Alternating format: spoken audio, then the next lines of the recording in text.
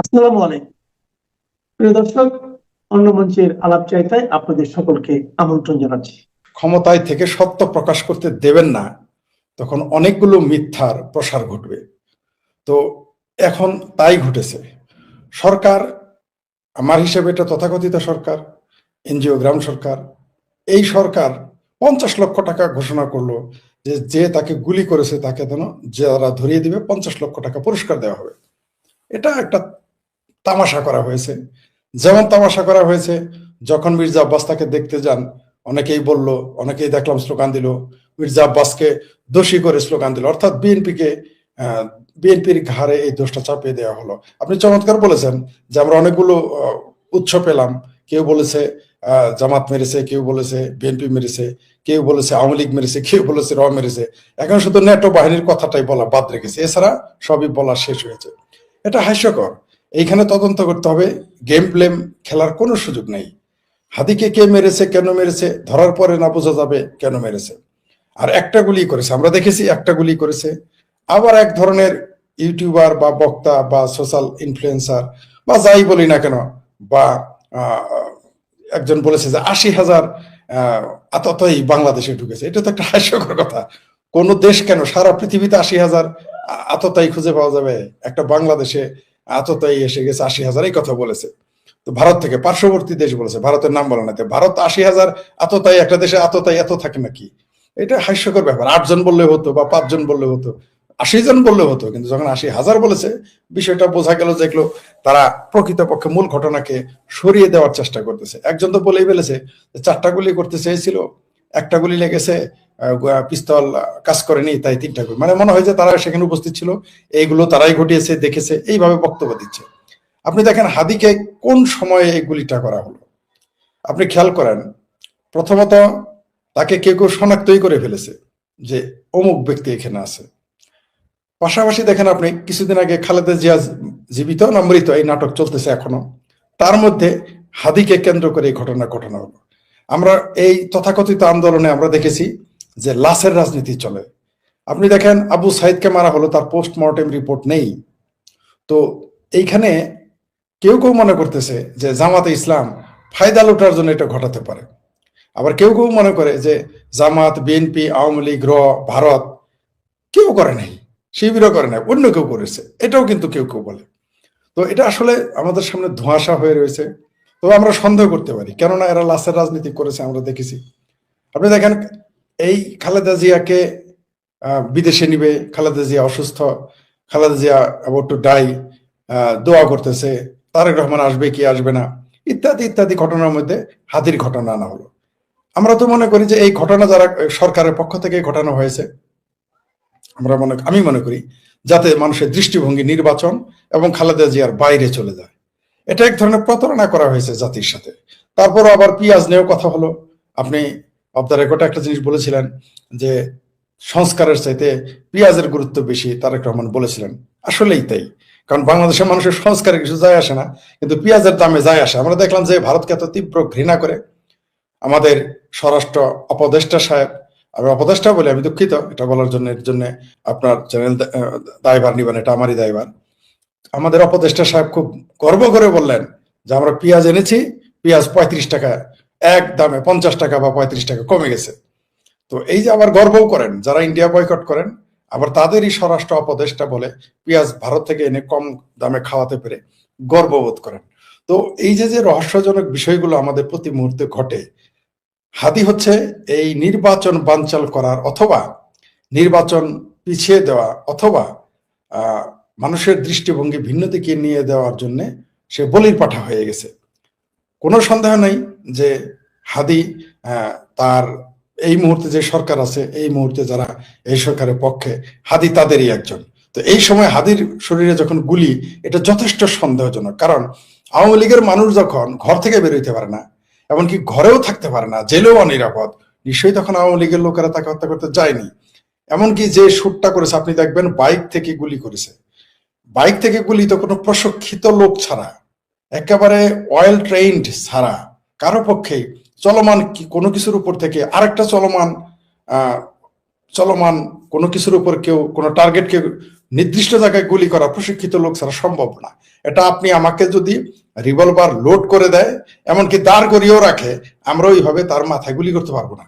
আমরা যদি রিভলভারের 6টা থেকে 8টা পুরোটা ম্যাগাজিন খালি করি, আমি নিশ্চিত যে আপনি আমি কেউ তার মাথায় মানে নির্দিষ্ট টার্গেটে তো দূরের কথা, আমরা তার বডিতে লাগাইতে পারবো না, ওই রিক্সার আশেপাশে যাবে, ঠিক আছে, অথবা উল্টো নিজের গায়ে লাগতে পারে পিস্তলটা ঘুরে। কিন্তু সেখানে প্রশিক্ষিত লোক, দুইটা চলমান যান থেকে একটা যান্ত্রিক, দুইটাই সম্ভবত যান্ত্রিক ছিল, কারণ এখন তার অটো রিক্সা, এখন তো পায়ে রিক্সা কম, সেখানে এইভাবে সম্ভব না।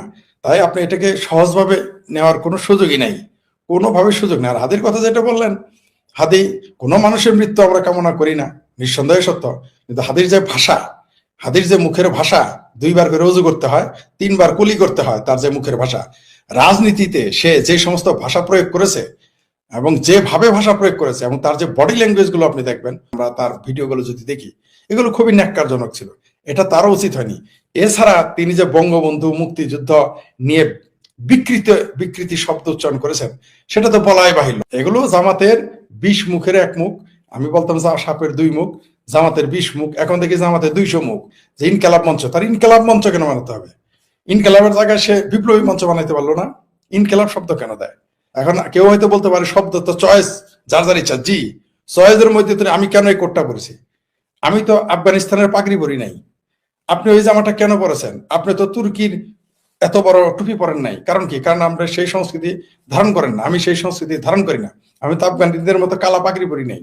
তো তেমনি শব্দ চয়নেরও ব্যাপার আছে, তাকে কেন বিপ্লবী মঞ্চ বানাইতো, ইনকালাব মঞ্চ কেন? এই প্রশ্নটা আসছে এবং আসবে। এবং তার ভাষা সবগুলোই ছিল মুক্তিযুদ্ধের বিরুদ্ধে, বঙ্গবন্ধুর বিরুদ্ধে, সংবিধানের বিরুদ্ধে। 32 নম্বর ঘুরিয়ে দিয়েছে তারা।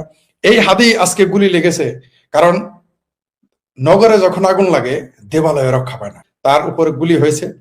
এটা এটা বিপজ্জনক সিমটম, কারণ মানুষের, তাদের দলের লোকের যদি নিরাপত্তা না থাকে, তাহলে আমাদের নিরাপত্তা কোথায়? তবে হাদির এই ঘটনাটা মূলত দৃষ্টিভঙ্গি সরিয়ে অন্যদিকে নিয়ে যাওয়ার জন্য করা হয়েছে।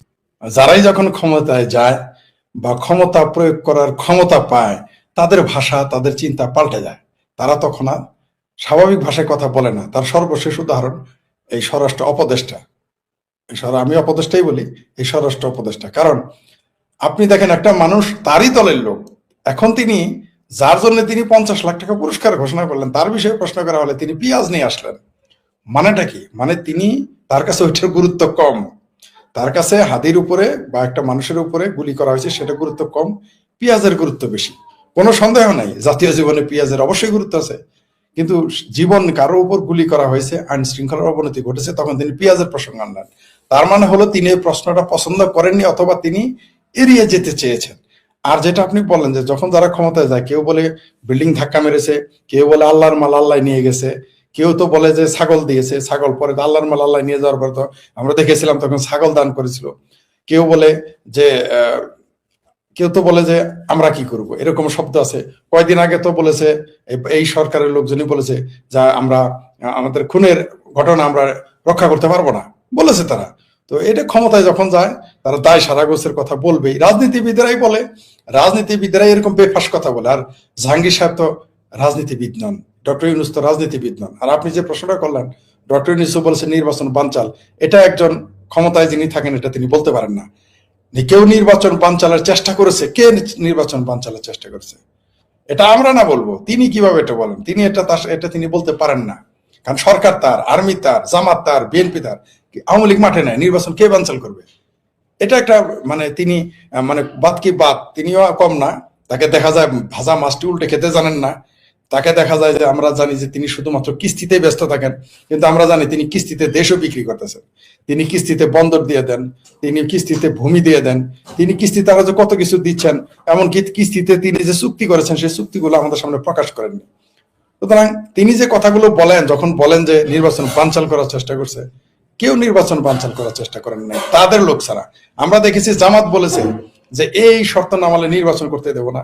আমরা দেখেছি তার এই গণ অধিকার পরিষদ, আপনারা যাকে বলেন, আমি তাকে গণ অধিকার পরিষদ বলি, তারা বলেছে নির্বাচন হতে দিবে না।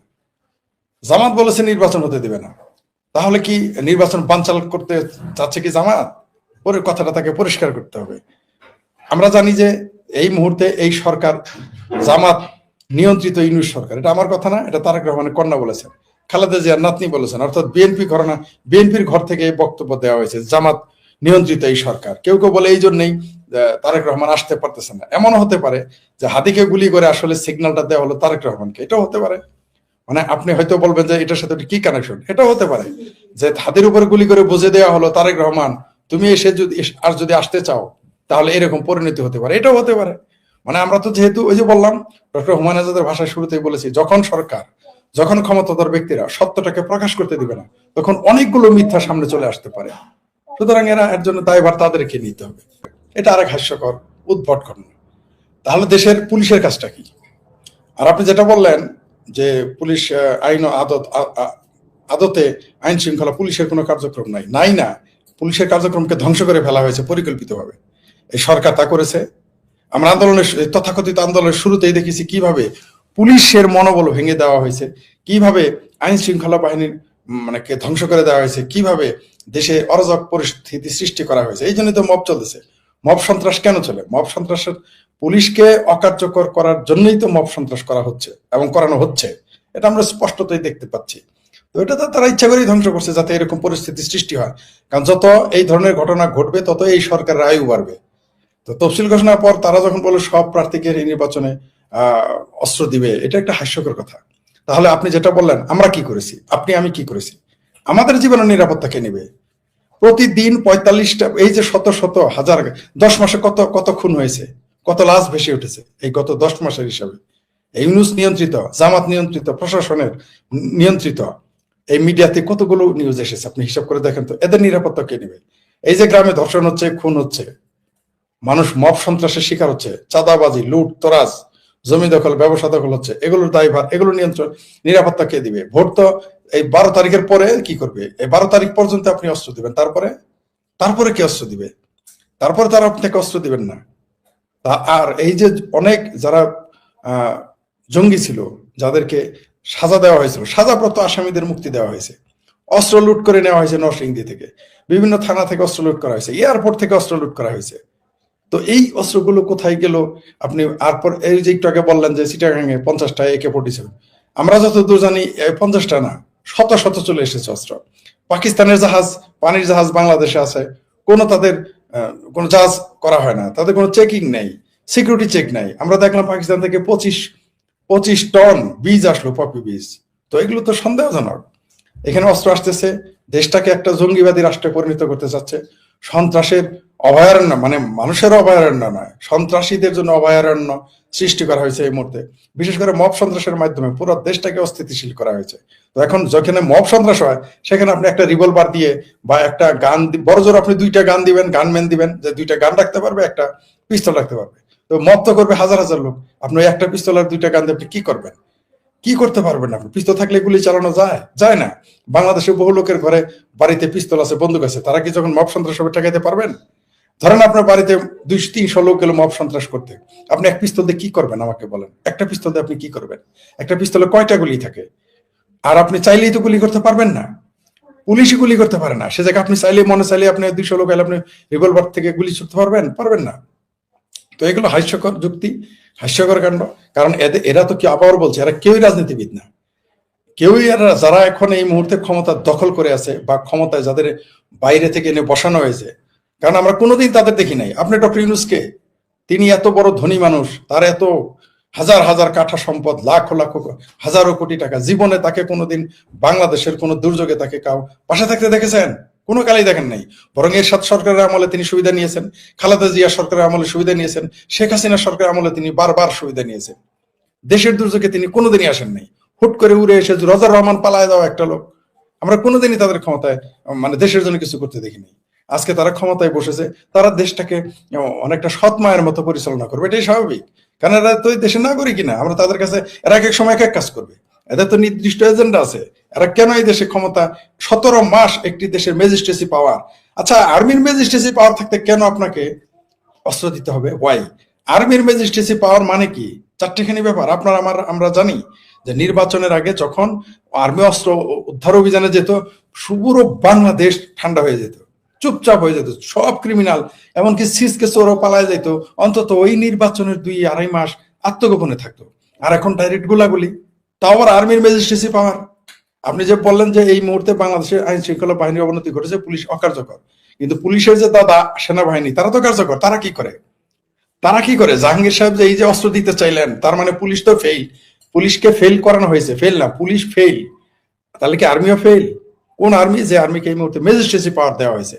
জাহাঙ্গীর সাহেব উপদেষ্টা হিসেবে এবং দেশের নাগরিক হিসেবে তিনি কি জবাব দিবেন? এটা আর্মির ম্যাজিস্ট্রেসি পাওয়ারে কিভাবে গুলি চলে? এটা তো হাস্যকর ব্যাপার। তো এই যে সমস্ত ড্রামা সরকারের, এগুলো তো সরকারের ড্রামা, আমরা এগুলো বুঝি। কখন কি বলে নিজেই জানা না। যে আপনি যেটা বললেন না যে ক্ষমতায় যারা যায় রাজনৈতিক নেতা হলে খেয়ে হারায় ফেলে, আর উনি তো রাজনৈতিক দলের কেউ না, রাজনৈতিক ব্যক্তিত্বও না। কারণ যার কাজ তারই সাজে, অন্য করলে ঝাঁঝরও বাজে। জাহাঙ্গীর সাহেব সারা জীবন লেফট রাইট করে আসছেন, ইয়েস নো ভেরি গুড করে আসছেন। ইয়েস স্যার আর নয় নো স্যার। তিনি অর্ডার দিয়েছেন, না হয় অর্ডার ফলো করেছেন। যারা সারা জীবন হয় অর্ডার দিয়েছে, অর্ডার ফলো করেছে, তারা বাংলাদেশের রাজনীতিতে কি করতে পারবে? তারা তো জনগণের মন মেজাজ বুঝতে পারবে না, তারা তো দেশ বুঝতে পারবে না, তারা তো গণতন্ত্র বুঝে না। ইউনূস সাহেব সারা জীবন এমডিগিরি করেছেন, সারা জীবন বসিং করেছেন। তিনি তো ওই লোক দিয়ে তো দেশ চালাতে পারবেন না, তিনি তো কোনোদিন কম্প্রোমাইজে যাবেন না, তার স্বার্থ বুঝবেন। তো জাহাঙ্গীর সাহেব রাজনীতি বুঝে না, এমডি সাহেব, গ্রামীণ ব্যাংকের এমডি সাহেব কম্প্রোমাইজে যাবে না। তো এরা তো দেশের মানুষের কল্যাণ বয়ে আনবে না। রাজনীতিবিদকে রাজনীতির মধ্যে আসতে হবে। দ্রুত এই দেশে একটা নির্বাচন দরকার, এবং সেটা ইনক্লুসিভ নির্বাচন, সকল দল একসাথে হয়ে নির্বাচিত সরকার গঠন করে সেখানে যারা ক্ষমতায় যাবে তাদেরকে দেশ পরিচালনা করতে হবে। 17 মাস একটা দেশ কোনোদিন সেনাবাহিনীর ম্যাজিস্ট্রেসি পাওয়ার চলতে পারে না, এটা কোনো দেশের মধ্যে পড়ে না। ওই জামাতের কথাটা যেহেতু বলেছেন, আমরা জামাত নিয়ে আলোচনা করি। জামাত হচ্ছে একটা মুনাফেক সংগঠন। আপনি যেটা বলেন চেইন অফ কমান্ড, আসলে কিছুই না। জামাতে যারা করে তারা হয় তাদের চাকরি করে, তাদের কেউ কর্মী না, কেউ তাদের সদস্য না, এরা সবাই হয় চাকরি করে না ব্যবসায়িক সুবিধা প্রাপ্ত। জামাত কোনো রাজনৈতিক দল না, এটা একটা সিন্ডিকেট। জামাত কোনো রাজনৈতিক দল না, এটা আমি বলিনি। ব্যারিস্টার আব্দুল সালাম তালুকদারের নাম তো আপনার অবশ্যই মনে থাকার কথা, যিনি বিএনপির মহাসচিব ছিলেন, আমাদের জামালপুর জেলার ক্ষণজন্মা পুরুষ ছিলেন, ক্ষণজন্মা ব্যক্তিত্ব। এই বিএনপির মহাসচিব সালাম তালুকদার তিনি মন্ত্রীও ছিলেন। তিনি বলেছিলেন, আমি সেখানে ছিলাম, যখন তাকে প্রস্তাব দেওয়া হয়েছিল যে গোলাম আজম তার সাথে বৈঠক করতেছে, যখন গোলাম আজম লুকিয়ে লুকিয়ে থাকে, এটা 92-93 সালের ঘটনা, তখন বলে তিনি পাত্তাই দেননি। তিনি বলছেন জামাত ইসলাম কোনো দল না, রাজনৈতিক দল না। এটা আমার কথা না, এটা এমন না যে এটা আপনার কাছে আমি প্রথম বললাম, এটা আমি বহু আগেও লিখেছি, ফেসবুকে বলেছিও। এটা আমাদের জামালপুরের লোকজন জানে যে আমি এটা বলেছি। আপনি দেখেন জামাত কত বড় মুনাফেক।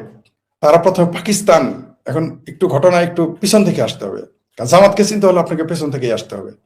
কারণ জামাত পেছন দরজা দিয়ে ক্ষমতায় আসতে চায়, ভোগ করতে চায়, এবং এখনো পেছন দরজা যে ক্ষমতা ভোগ করতেছে। জামাত আর পাকিস্তান বিরোধিতা করলো, পাকিস্তান সৃষ্টির বলল। জামাতের প্রতিষ্ঠাতা মৌলানা মওদুদী, মৌলানা কেন বলা হয় আমি জানি না, সে কোথায় মৌলানাগিরি করেছে তাও আমি জানি না। মৌলানা মওদুদী বলেছে যে পাকিস্তান যদি সৃষ্টি হয় সেটা হবে আহম্মকের বেহেশত, মানে বোকাদের বেহেস্ত। আজকে যদি আমি বলি যে পাকিস্তান হচ্ছে বোকাদের বেহেস্ত, আমাকে অমুসলিম ঘোষণা করবে, কাফের ঘোষণা করবে, নাস্তিক ঘোষণা করবে, মারতে আসবে, তেরে আসবে। খোদ জামাত না, বিএনপির আমার সাথে এই আচরণ করবে, এবং আওয়ামী লীগের ভিতরেও কিছু লোক আমার সাথে খারাপ আচরণ করবে এই কথা বলার জন্য। আমি যদি বলি পাকিস্তান হচ্ছে একটা বোকাদের বেহেস্ত, আমাকে বলবে আমি বেহেস্তের ইসলামের অবমাননা করেছি। কিন্তু এটা মৌলানা মওদুদী বলেছেন। আবার সেই পাকিস্তানের পক্ষে তারা আমাদের 30 লক্ষ মানুষ হত্যায় জড়িত, অগণিত নারী ধর্ষণ করেছে। তার অর্থাৎ তারা আমাদের স্বাধীনতা, অর্থাৎ দুইবার তারা দুইটি দেশের সৃষ্টির বিরোধিতা করেছে। আবার এখন তারা দাবি করে তারা সেই দুই দেশেরই তারা পক্ষের শক্তি। তাদের মুনাফিকিটা দেখেন। পাশাপাশি আপনি দেখেন জামাত, আপনি বলেন মেজর আখতারুজ্জামানকে কিভাবে নিল, তাদের তো সিস্টেম আছে, তারা একেবারে ক্যাডার ভিত্তিক দল ইত্যাদি ইত্যাদি, আমরাও শুনেছি, কিন্তু আদতে কি তাই? তাহলে কৃষ্ণ নন্দীকে কিভাবে খুলনায় তাকে নমিনেশন দিল? সরাসরি নমিনেশন দিয়েছে কৃষ্ণ নন্দীকে। তারা ইসলাম কায়েম করবে, খিলাফত কায়েম করবে। ইসলামে তো আপনি অমুসলিমকে নেতা হিসেবে তো দূরের কথা, ইসলামের খিলাফতে তো অমুসলিমরা জিম্মি, তাদের তো আপনি পদেই রাখতে পারবেন না, ইলেকশন করতে তো দূরের কথা, তাদের নেতা মানতেই পারবেন না। ইসলামের খিলাফত যারা কায়েম করতে চায়, ইসলামে তো একটা অমুসলিমকে নেতা মানার সুযোগ নাই, অন্তত আমরা এতটুকু তো বুঝি নাই, ইসলামে নাই। কিন্তু তারা কি করলো, নন্দীকে নমিনেশন দিয়ে দিল। সুতরাং মেজর আখতারকে তারা যে নিয়েছে, তারা এটাকে একটা ট্রাম্প কার্ড হিসেবে নিয়েছে, ট্রাম্প কার্ড। তারা দেখলো যে একটা বাংলাদেশে, যে যেমন আমরা আলোচনা, ডক্টর হুমায়ুন আজাদ স্যার বলেছিলেন রাজাকার আল বদর, রাজাকার আজীবন রাজাকার, মুক্তিযোদ্ধা আজীবন মুক্তিযোদ্ধা নাও থাকতে পারে। তো মেজর আখতারুজ্জামান তাদের একজন, তিনি মেজর জলিল, দ্বিতীয় মেজর জলিল। আমি বলেছি তো, যে তিনি হচ্ছেন দ্বিতীয় মেজর জলিল। মেজর জলিল তাও জামাতে যোগ দেন, অন্য একটা ইসলামী দলে যোগ দিয়েছিল, তার মৃত্যু হয়েছে পাকিস্তানে। আমি জানি না মেজর আখতারুজ্জামান সাহেবের কোথায় মৃত্যু হবে, কোথায় তার কবর হবে, আমি জানি না, কারণ মানুষের মৃত্যু কোথায় হয় কেউ বলতে পারবে না। তো মেজর আখতারুজ্জামান দ্বিতীয় জলিল, মেজর জলিল হয়ে সরাসরি এবার জামাতে যোগ দিলেন। তিনি তার নিজের সাথে প্রতারণা করেছেন, তিনি তার চেতনার সাথে গাদ্দারি করেছেন, তিনি তার দলের সাথে গাদ্দারি করেছেন, তিনি বাংলাদেশের সাথে গাদ্দারি করেছেন। তিনি যতই এক্সকিউজ দেখান, তারেক রহমানের উপরে রাগ করে তিনি বিএনপি জামাতে গেছে, তারেক রহমানের উপর রাগ করে তিনি জাতীয় পার্টি গেলেন না কেন, তারেক রহমানের উপর রাগ করে তিনি আওয়ামী লীগে গেলেন না কেন, তারেক রহমানের উপর রাগ করে তিনি বিএনপিকে মেরামত করার কাজে কেন গেলেন না, তারেক রহমানের উপর রাগ করে তিনি কেন নিজেই রাজনৈতিক দল খুললেন না। এই হাদির কথাই বলেন, আর হাদি নিজেই একটা দল খুলে ফেলেছে, ইনকিলাব মঞ্চ। আমার ভাবির ছেলেরা বৈষম্য বিরোধী আন্দোলন দল খুলে ফেলেছে, এনসিপি দল খুলে ফেলেছে। তো মেজর আখতারের কি গ্রহণযোগ্যতা ছিল না? তিনি দল, আমরা সেই দলে যোগ দিতাম, আমরা তো আওয়ামী লীগ করার, আমরা তার মুক্তিযুদ্ধের পক্ষে দল, আমরা যেতাম, আমি ফরিদ যেতাম নিঃসন্দেহে। মেজর আখতারুজ্জামান যদি কোনো রাজনৈতিক দল খুলতো এবং সেটা মুক্তিযুদ্ধের পক্ষে হতো, আমি তার দলে যোগ দিতেও পারতাম, আমার মতো বহু লোক যেতে পারতো। কিন্তু তিনি তা না করে জামাতে গেলেন। তার মানে কি, তিনি আসলেই ভেতরে ভেতরে অন্য কিছু ছিলেন। কারণ একটা লোকে একদিনে জামাত করতে পারে না। আমি শেখ ফরিদ, আমার যে বয়ান আছে গত 1 বছরের, আমার যে বয়ান আছে গত 12 বছরে, ফেসবুকে 13 বছরে, আমি 180 ডিগ্রি উল্টে যখন আমি যদি কালকে জামাতে, প্রশ্নই আসে না যাওয়ার, যদি জামাতে যাই, তালমে কুস্তা কালা হায়, এই পিনাকি ভট্ট, এই যে ল্যাংটা সুলেমান, সে কি করেছে? গণজাগরণ মঞ্চ করে সে জামাতের নেতাদের ফাঁসি দিল। আজকে সে জামাতের কোলাবোরেট, আজকে সে জামাতেদের নয়নের মণি। আর যে সাইদিকে জেল দিল, যে গোলাম আজমকে জেল দিল, যে কাদের মোল্লাকে ফাঁসি দেওয়াইলো, যে নিজামকে ফাঁসি দেওয়াইলো, আজকে নিজামের পোলারা সেই ল্যাংটা সুলেমানকে নিয়ে উল্লাস করে, তারা তাদের ভাই মনে করে। অদ্ভুত ব্যাপার।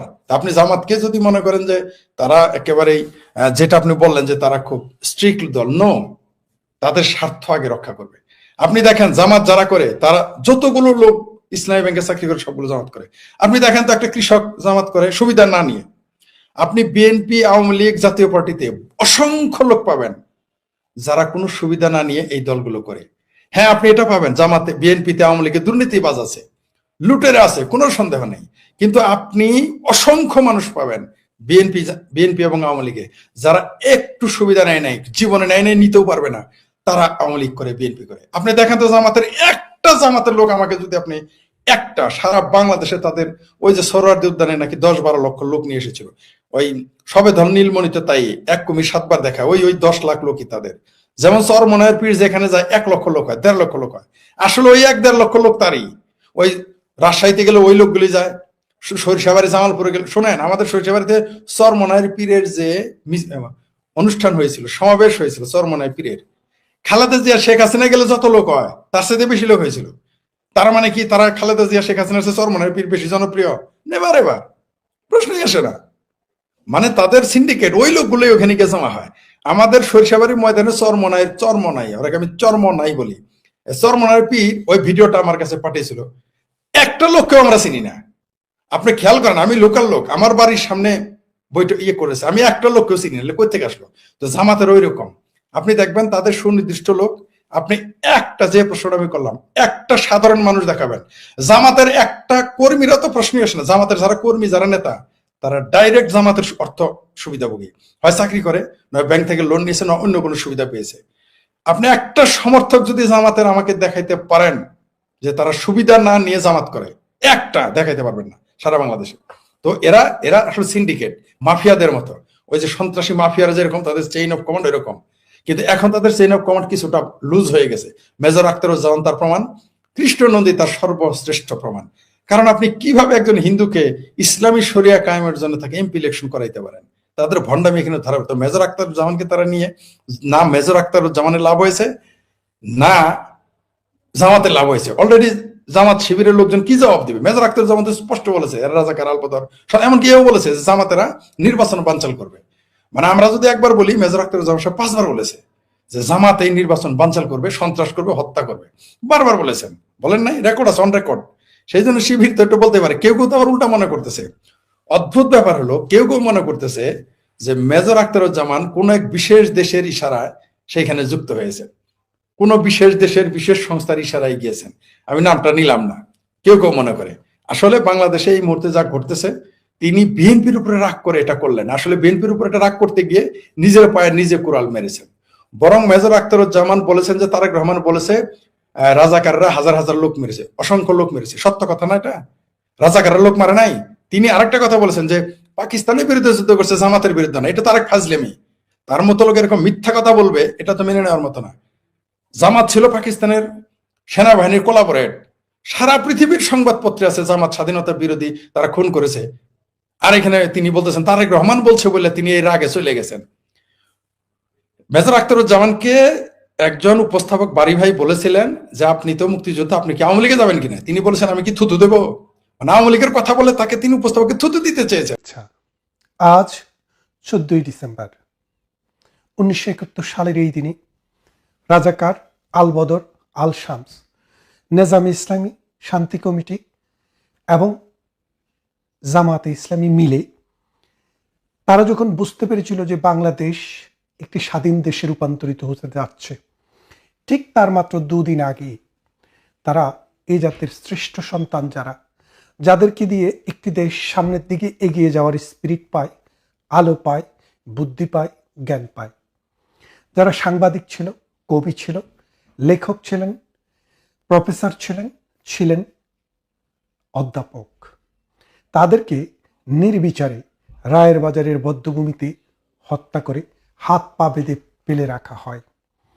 1971 সালের 16 ডিসেম্বরের স্বাধীনতার পর হাজার হাজার মানুষ যখন সেখানে যায়, সেখানে গিয়ে কারো গলিত লাশ, কারো অর্ধগলিত লাশ, কারো তাজা লাশ, কারো চোখ নেই, কারো হাত নেই, কারো লাশ বস্তাবন্দি অবস্থায় পায়।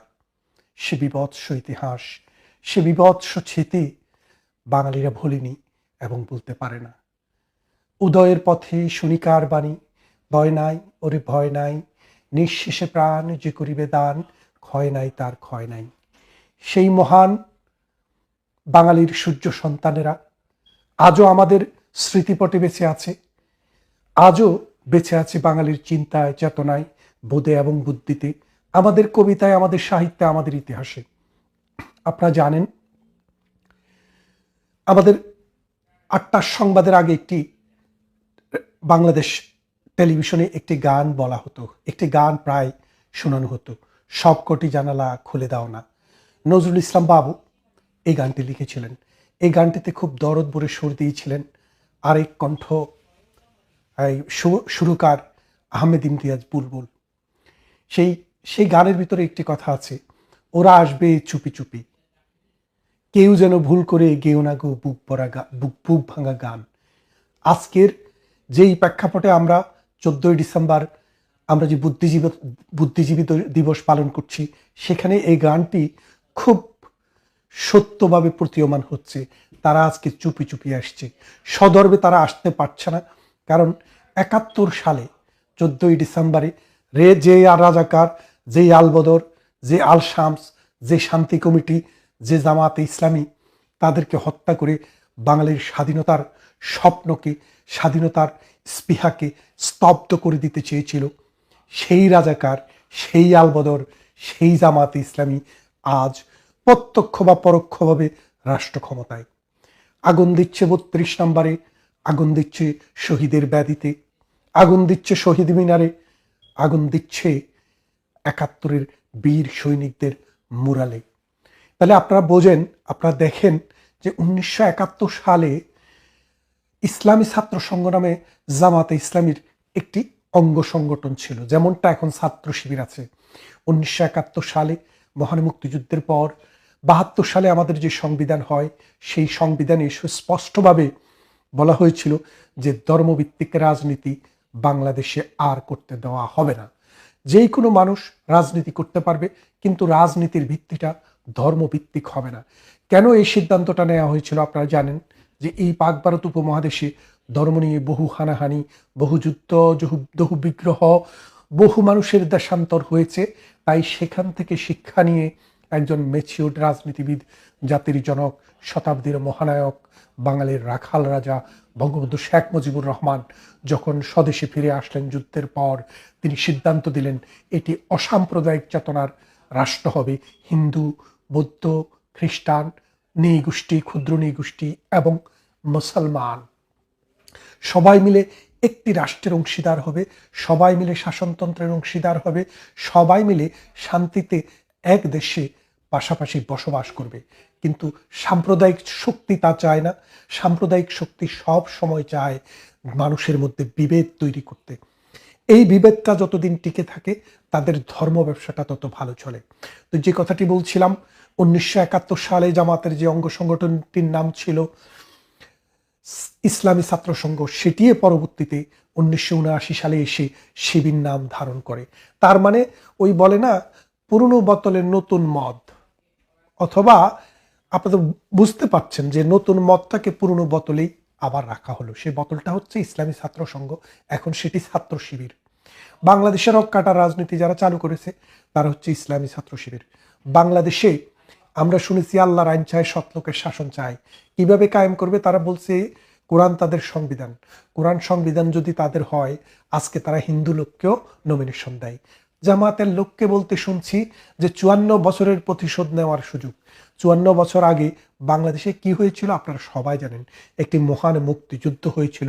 সেই যুদ্ধে জামাতে ইসলামী, নেজামে ইসলামী, মুসলিম লীগ, আল বদর, আল শামস, রাজাকাররা বাংলাদেশ মুক্তি বাহিনীর কাছে পাকিস্তানের 93,000 সৈন্যের সাথে আত্মসমর্পণ দলিলে স্বাক্ষর করেছিল। আপনারা সেটা জানেন। সেই পরাজয়ের প্রতিশোধ নিতে স্বাধীনতার সপক্ষের শক্তি আওয়ামী লীগকে রাজনীতির বাইরে রেখে আজকে যে পায় তারা চলছে, ডক্টর ইউনূস তার মধ্যে গিয়ে ঢেলেছে। তিনিও আজ এই স্বাধীনতা বিরোধী, এই মৌলবাদী, এই 71-এর মানবতা বিরোধী শক্তির সাথে হাত মিলিয়েছে। কিন্তু ভুলে গেলে চলবে না, আমরা যারা এখনো বাংলাদেশের মুক্তিযুদ্ধকে ভালোবাসি, বাংলাদেশকে ভালোবাসি, অসাম্প্রদায়িক চেতনাকে ভালোবাসি, যারা আমরা 1971-এর গানকে ভালোবাসি, কবিতা, গল্প, উপন্যাসকে ভালোবাসি, যারা মনে করি 3,000 বছরের সাধনায় বাঙালি 1971 সালে সশস্ত্র বিপ্লবের মাধ্যমে যেই স্বাধীনতাটি পেয়েছে সেটিই বাঙালির স্বাধীনতা, সেটিই বাংলা ভাষাভাষী মানুষের প্রথম রাষ্ট্র, সেটিই বাঙালি ধারণ করে আছে এখনো বুকের অনেক গভীরে। এখন বাঙালির মুক্তির আকাশে কালো মেঘ, বাঙালির মুক্তির আকাশে আজ পুরনো শকুন। আমাদের পতাকা খামছে ধরছে আমাদের মানচিত্র, আমাদের সাহিত্য, আমাদের ইতিহাস, আমাদের ঐতিহ্যের প্রতি সেই পুরনো রাজাকার, আলবদররা, তাদের উত্তরসূরিরা আবার হানা দিয়েছে। আমরা জেগে উঠব কিসের মতো? ফিনিক্স পাখির মতো। বাংলাদেশ আওয়ামী লীগ হচ্ছে একটি চেতনার নাম, একটি অনুভূতির নাম, যেটা স্বাধীনতার সপক্ষের, অসাম্প্রদায়িক চেতনার সপক্ষের এবং মুক্তিকামী মানুষের একটা প্ল্যাটফর্ম। এই প্ল্যাটফর্মটি বঙ্গবন্ধুরা ক্রিয়েট করেছিলেন, কিন্তু এটি বঙ্গবন্ধু নিজের জন্য ক্রিয়েট করেননি। ক্রিয়েট করেছিলেন মেহনতি মানুষ, ছাত্র জনতা, কৃষক, শ্রমিক, সকল মানুষের জন্য। আমরা সবাই আজ প্রতারিত হয়েছি। আমরা সবাই আজ এক নষ্ট তরুণ প্রজন্মের কাছে জিম্মি হয়ে আছি, যারা হুঙ্কার দেয়, যারা মানুষের বাড়িতে আগুন দেয়, যারা সন্ত্রাস করছে, যারা চাঁদাবাজি করছে, যারা একটাকে আপনার মগের মুল্লুক শুনেছেন, কিন্তু তারা এটাকে মবের মূল্যকে পরিণত করেছে। বিশ্ববিদ্যালয়ের ক্যান্টিনে ভাত খাইয়ে পিটিয়ে মানুষ হত্যা করছে। তারা মানুষকে ঘর থেকে উঠিয়ে নিয়ে এসছে। সন্ত্রাসী ধরা পড়লে, সেখান থেকে চাঁদাবাজ ধরা পড়লে তাদেরকে তুলে নিয়ে আসা হচ্ছে। গালি দিচ্ছে দাঁড়ছে, বিশ্ববিদ্যালয়ে মনে হয় যেন গালির ডিগ্রি নিয়েছে। আসুন, এই মৌলবাদী, এই 71-এর পরাজিত শক্তি, এই মানবতার শত্রু, এই সারা পৃথিবীর যে জঙ্গি উৎপাদনকারী পাকিস্তানের বন্ধু, তাদেরকে আমরা আবার পরাজিত করার জন্য এই 14ই আগস্ট মহান শহীদ বুদ্ধিজীবী দিবসে আমরা এই প্রতিজ্ঞায় আবার বলিয়ান হই। বঙ্গবন্ধুর আদর্শ এবং মুক্তিযুদ্ধের চেতনাকে আমরা এই মাটিতে, এই দেশে, এই সমাজে আবার বাস্তবায়িত করব।